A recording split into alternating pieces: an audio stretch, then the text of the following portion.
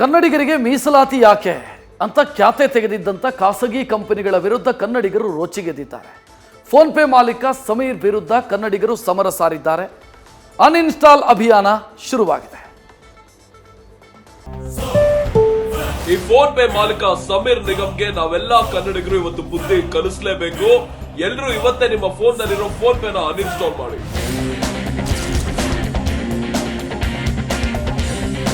ಕನ್ನಡಿಗರು ಉದ್ಯೋಗ ಕೊಡ್ಲೇಬೇಕು, ಇಲ್ವೋ ಹೋಗು ನೀನು.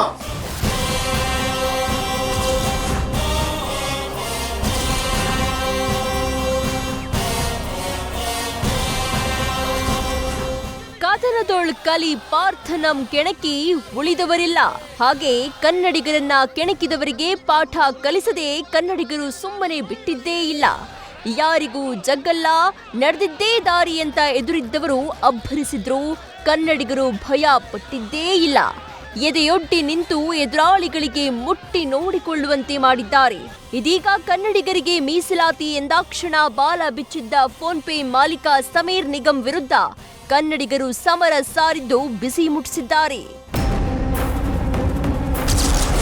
ಫೋನ್ ಪೇ ವಿರುದ್ಧ ತಿರುಗಿ ಬಿದ್ದ ಕನ್ನಡಿಗರು. ಸಮೀರ್ ನಿಗಮ್ಗೆ ಕನ್ನಡಿಗರ ಓಪನ್ ಚಾಲೆಂಜ್. ನಮ್ಮದೇ ನೆಲ, ನಮ್ಮದೇ ನೀರು, ಎಲ್ಲವೂ ನಮ್ದೇ. ಆದ್ರೆ ಇಲ್ಲಿ ಕೆಲಸ ಗಿಟ್ಟಿಸಿಕೊಂಡು ಲಕ್ಷ ಸಂಬಳ ಬಾಚಿಕೊಳ್ತಾ ಇರೋರು ಮಾತ್ರ ಬೇರೆ ರಾಜ್ಯದವರು. ಹೀಗಾಗಿ ಖಾಸಗಿ ಕಂಪನಿಗಳು ಕನ್ನಡಿಗರಿಗೆ ಇಂತಿಷ್ಟು ಉದ್ಯೋಗ ನೀಡಲೇಬೇಕು ಎಂಬ ಕಾನೂನು ತರೋಕೆ ಸರ್ಕಾರ ಮುಂದಾಗಿದೆ. ಆದ್ರೆ ಇದಕ್ಕೆ ಫೋನ್ ಪೇ ಸಿಇಒ ಖ್ಯಾತೆ ತೆಗೆದಿದ್ದು ಕನ್ನಡಿಗರ ಕೆಂಗಣ್ಣಿಗೆ ಗುರಿಯಾಗಿದ್ದಾರೆ. ಕನ್ನಡಿಗರು ಫೋನ್ ಪೇ ಅನ್ಇನ್ಸ್ಟಾಲ್ ಮಾಡ್ತಿದ್ದಾರೆ. ನನಗೀಗ 46 ವರ್ಷ.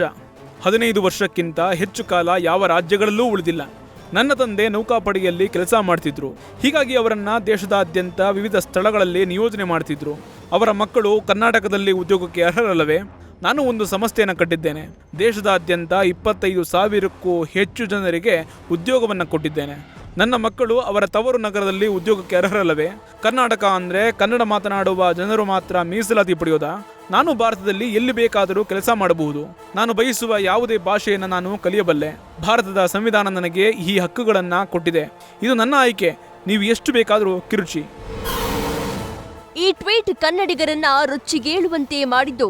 ಕರ್ನಾಟಕದಲ್ಲಿ ಕನ್ನಡಿಗರಿಗೆ ಉದ್ಯೋಗ ಸಿಗಬೇಕು ಅಂತ ಆಗ್ರಹಿಸಿದ್ದು ಭಿಕ್ಷೆಯಲ್ಲ, ಕನ್ನಡಿಗರ ಹಕ್ಕದು. ನಾಡಿನ ಮುಖ್ಯಮಂತ್ರಿ ಮಾಡುವ ನಿಯಮಕ್ಕೆ ತಲೆಬಾಗಬೇಕು. ಸಮೀರ್ ನಿಗಮ್ ಗಾಂಚಾಲಿ ಕನ್ನಡ ನೆಲದಲ್ಲಿ ನಡೆಯಲ್ಲ ಅಂತ ಕರವೇ ನಾರಾಯಣಗೌಡರು ಹಾಗೂ ಕನ್ನಡ ಪರ ಹೋರಾಟಗಾರ ರೂಪೇಶ್ ರಾಜಣ್ಣ ಗುಡುಗಿದ್ದಾರೆ.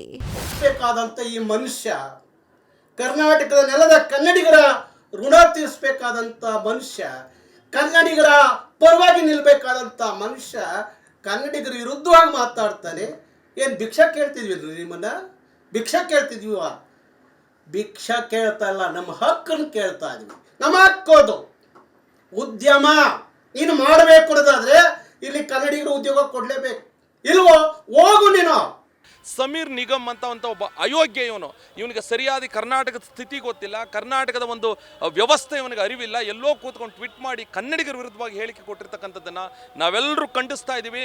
ಮುಂದಿನ ದಿನಗಳಲ್ಲಿ ಅವರ ಕಚೇರಿ ಮುಂದೆನೂ ಸಹ ನಾವು ಹೋಗಿ ಹೋರಾಟವನ್ನು ಮಾಡ್ತಾ ಇದ್ವಿ. ಈ ಕೂಡಲೇ ಹೇಳಿಕೆಯನ್ನು ವಾಪಸ್ ಪಡೆದು ಕ್ಷಮೆಯನ್ನು ಕೇಳಿ ದಯವಿಟ್ಟು ಈ ವಿಚಾರದಲ್ಲಿ ಕನ್ನಡಿಗರಿಗೆ ಬೆಂಬಲ ಕೊಡಬೇಕು. ಈ ಮೂಲಕ ನಾನು ಮುಖ್ಯಮಂತ್ರಿಯವರಿಗೆ ಕೇಳ್ಕೊಳ್ತಾ ಇದ್ದೀನಿ, ಯಾವುದೇ ಕಾರಣಕ್ಕೂ ಈ ವಿಧೇಯಕವನ್ನು ನೀವು ಹಿಂದೆ ಸರಿದ್ರಿ ಅಂತಂದರೆ ಹೇಡಿತನ ಆಗುತ್ತೆ. ಇದು ಹೇಡಿತನಕ್ಕೆ ಹೆಸರುವಾಸಿ ಕರ್ನಾಟಕ ಅಲ್ಲ, ಹೇಡಿತನಕ್ಕೆ ಹೆಸರುವಾಸಿ ಕನ್ನಡಿಗರು ಅಲ್ಲ. ಯಾವತ್ತೂ ಸಹ ನಾವು ಎದೆ ಕೊಟ್ಟು ನಿಂತವರೇ ಹೊರತು ಹಿಂದಕ್ಕೆ ಸರಿದವರಲ್ಲ. ಈ ದೃಷ್ಟಿಯಿಂದ ನೀವು ತಂದಿರ್ತಕ್ಕಂಥ ಕಾಯ್ದೆಯನ್ನು ವಾಪಸ್ ತಗೊಂಡೋದ್ರೆ ಯಾರೋ ಫೋನ್ ಪೇ ಅವರಿಗೆ ನಾವು ಎದುರ್ಕೊಳ್ಳೋವಂಥ ಅವಶ್ಯಕತೆ ನಮಗಿಲ್ಲ ಅಂತ ಅನ್ನೋದು ನಮ್ಮ ಉದ್ದೇಶ.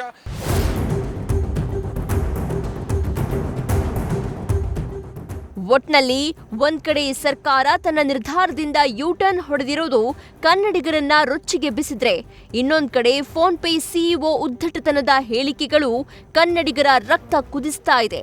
ಸದ್ಯ ಬಾಯ್ಕಾಟ್ ಫೋನ್ ಪೇನಿಂದ ಆರಂಭ ಆಗಿರುವ ಅಭಿಯಾನ ಇನ್ನೆಲ್ಲಿ ಹೋಗಿ ಮುಟ್ಟುತ್ತೋ ಕಾದು ನೋಡಬೇಕು. Pragati Shetty, news first, Bengaluru. News first ನಿರ್ಭೀತಿಯಿಂದ ನಿಮ್ಮ ಪರವಾಗಿ.